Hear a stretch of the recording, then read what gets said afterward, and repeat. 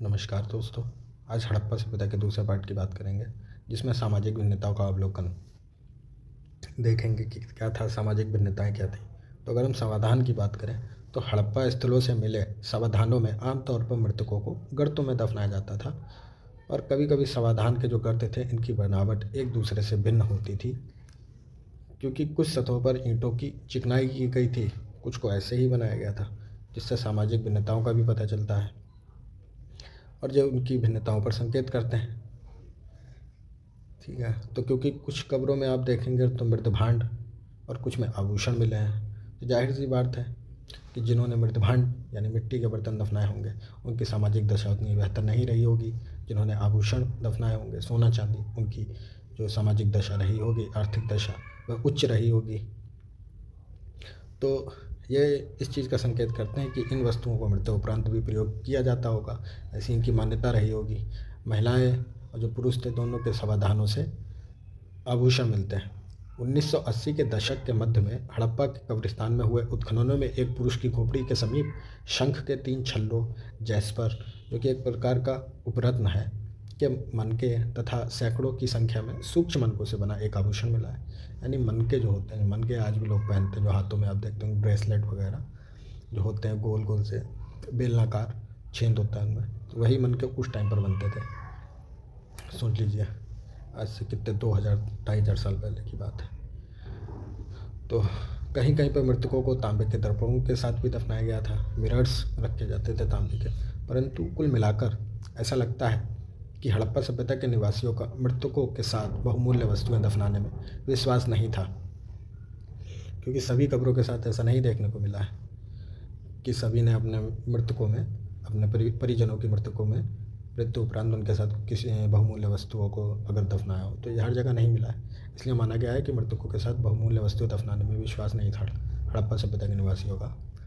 विलासिता की वस्तुओं की खोज की बात करें तो जब इनकी खोज हुई तो 2 प्रकार की वस्तुएं देखने को मिली। एक तो रोज़मर्रा के उपयोग में जो आती थी, जो आमतौर पर लोग इस्तेमाल ही करते हैं, वर्तमान में भी आप देखते होंगे, चक्कियाँ, मृतभांड जैसे मिट्टी के बर्तन, सुई, ठीक है, तो इन सब का इस्तेमाल होता था रोज़मर्रा के लिए, जो आसानी से उपलब्ध हो जाती थी।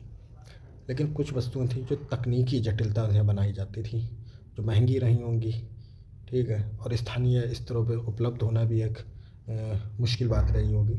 तो इनकी अगर बात करें, फायांस, जो घिसी हुई रेत अथवा बालू तथा रंग चिपचिपे पदार्थ के मिश्रण को पकाकर जो चीज़ें बनाई गई थी, बहुमूल्य चीज़, इनके लिए कुशल व्यक्तियों की आवश्यकता होती थी। ठीक है, स्किल्ड पर्सन्स इन चीज़ों का निर्माण करते थे, क्योंकि ऐसी चीज़ें कीमती मानी जाती थी, इनको बनाना काफ़ी कठिन था। स्थिति तब और जटिल हो जाती है जब हमें रोज़मर्रा के प्रयोग की वस्तुएं जैसे तकलियाँ, जो फैंस जैसे दुर्लभ पदार्थ से बनी मिली हैं, तो क्या हम इनका वर्गीकरण उपयोगी या फिर विलास की वस्तुओं के रूप में कर सकते हैं।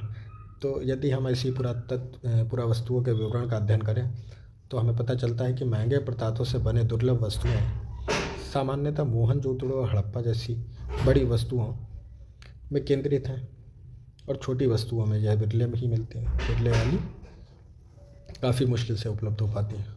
उदाहरण के लिए फैन से बने लघु पात्र, जो संभवतः सुगंधित द्रव्यों के पात्रों के रूप में प्रयोग होते थे। जो लघु पात्र बनते थे फैन से, उनको सुगंधित द्रव्यों के पात्रों के रूप में परफ्यूम के लिए इस्तेमाल किया जाता होगा शायद। अधिकांशतः मोहनजोदड़ो हड़प्पा से मिलते हैं, और कालीबंगा जैसी छोटी वस्तुओं से बिल्कुल भी नहीं। सोना भी दुर्लभ तथा संभवतः आज की तरह कीमती रहा होगा। आज भी सोना कीमती था, उस टाइम भी कीमती था। हड़प्पा स्थलों से मिले सभी स्वर्णाभूषण संचयों से प्राप्त हुए थे। शिल्प उत्पादन के विषय में अगर हम जानकारी देखें तो शिल्प कार्यों में मनके बनाना, शंख की कटाई, धातु कर्म, मोहर निर्माण तथा बाट बनाना सम्मिलित था। मनकों के निर्माण में प्रयुक्त पदार्थों की विभिन्नताएं उल्लेखनीय है। गालिनियल सुंदर लाल रंग का होता था, जैस्पर, स्फटिक, क्वार्टर्स तथा सेल खड़ी जैसे पत्थर, तांबा कांसा, सोने जैसी धातुएं तथा शंख, फैंस और पक्की मिट्टी, सभी का प्रयोग मन के बनाने में होता था। ठीक है, जिसकी जैसी सामाजिक दशा, आर्थिक दशा, वह वैसे मन के खरीद ले। तो कुछ मन के 2 या 2 से अधिक पत्थरों को आपस में जोड़कर भी बनाए जाते थे, कुछ सोने के भी बने होते थे। इनके कई प्रकार होते थे, जैसे चक्राकार, बेलनाकार, ठीक है। कईयों पर तो रेखा चित्र उकेरे गए हैं, सजाया गया उनको। तो उस टाइम के चित्र, उस टाइम के मन के देखोगे तो आज के मनकों में भिन्नता बिल्कुल नहीं है। सोच लीजिए कितने स्किल्ड पर्सन थे उस टाइम पर। तो मन के बनाने की तकनीक में प्रयुक्त पदार्थों के अनुसार भिन्नताएं भी थी। सेलखड़ी जो एक बहुत ही मुलायम पत्थर था, आसानी से कार्य हो जाता था। कुछ मन के सेलखड़ी की चूर्ण के लेप को सांचे में डालकर तैयार किए जाते थे।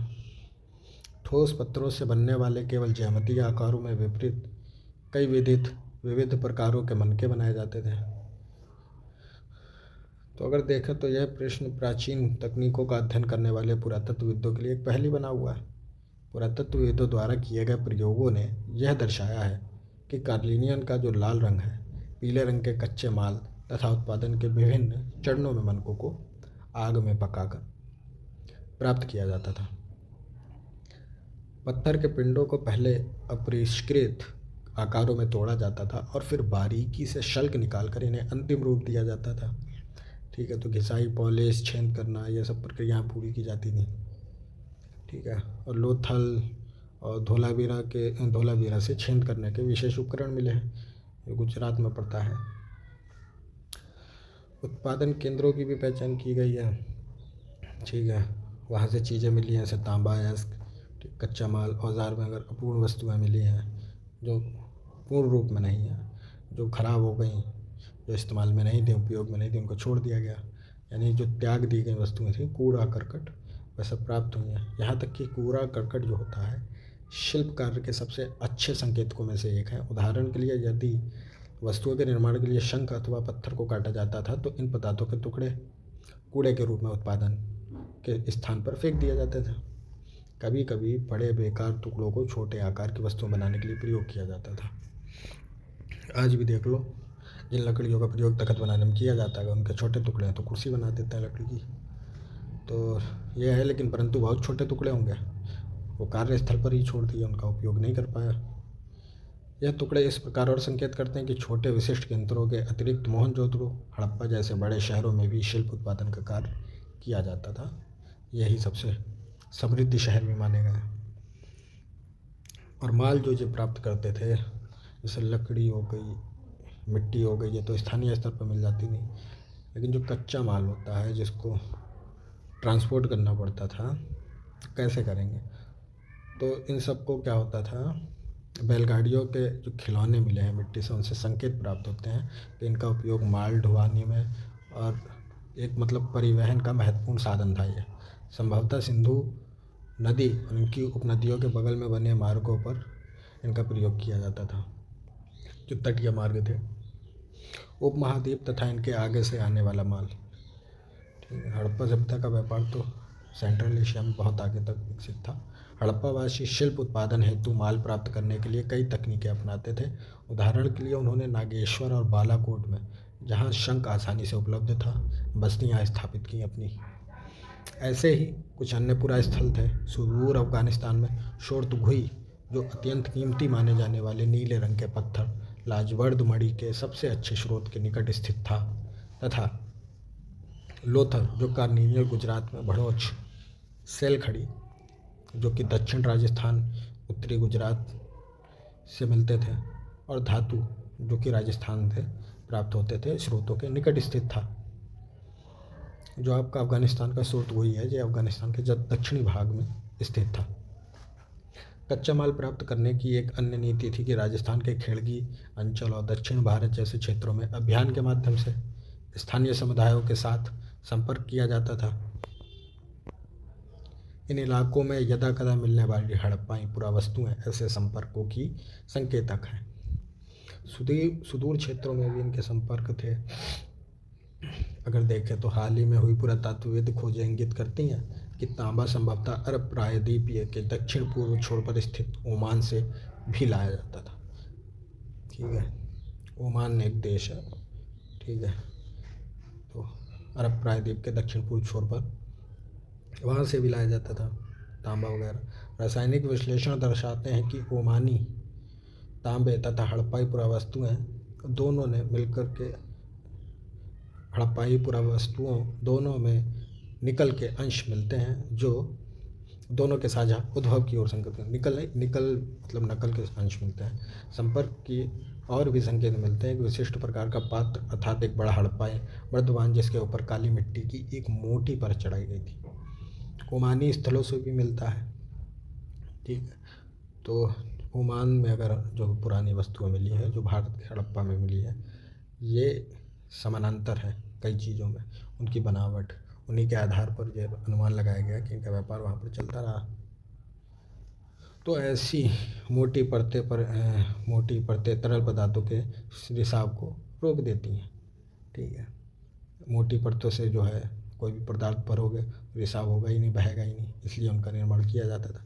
हमें यह नहीं पता कि इन पात्रों में क्या रखते थे। इसमें सामानी कुछ रखते होंगे। ओमानी तांबे से भी नियमन करते थे। लंबी दूरी के संपर्क की ओर संकेत करने वाली अन्य पुरातात्विक खोजों में हड़प्पाई मोहरे, बाट, मनके इत्यादि शामिल हैं। तो ये इनकी कुछ विशेषताएं हैं। ठीक है, कुछ इनकी तकनीकी हैं और कुछ इनकी कुशलता को दर्शाते हैं। आगे हम वीडियो में अन्य पहलुओं की बात करेंगे, चर्चा करेंगे। अभी के लिए धन्यवाद।